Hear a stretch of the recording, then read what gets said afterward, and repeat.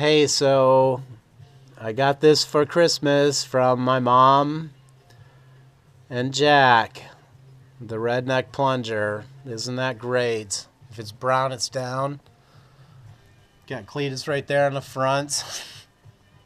And supposedly a real working plunger. I don't know, but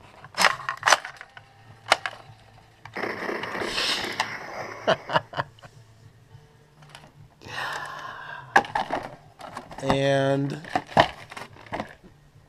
if it's brown, it's down.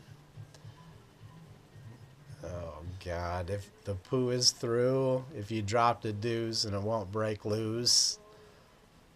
If you got a turd stuck in the herd.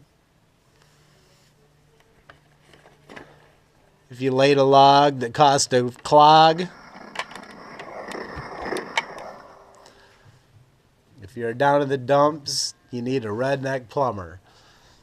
Oh, jeez. Thanks, Mom. It's great.